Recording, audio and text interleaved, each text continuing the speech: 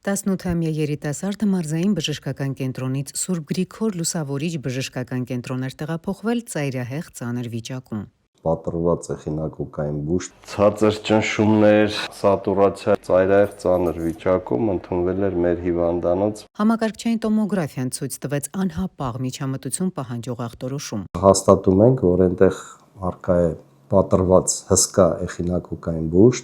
Եթե տեսնում եք սպիտակ, այսպես մեջը ոնց որ մի բան ծալված է, չէ՞։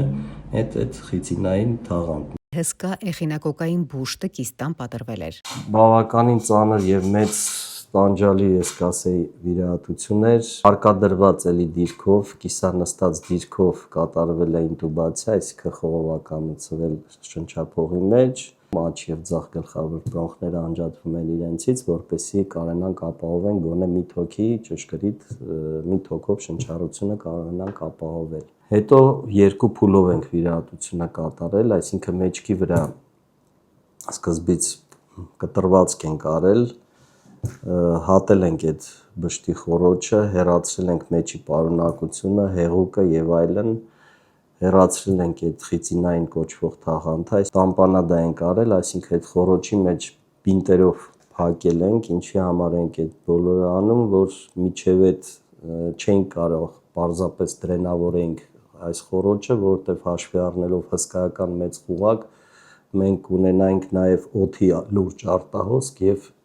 շնչական անբարությունը ել ավելի կխորանար, այնպես որ տակտիկան մենք ընտրել ենք տենց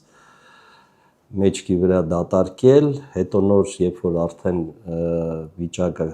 հաջողվեց կայունացնել, շրջել ենք կողքի եւ նոր սկսել ենք վիրահատության ոնց որ հիմնական փուլը։ Հիմնական փուլը սկսելուց հետո պարզվեց, որ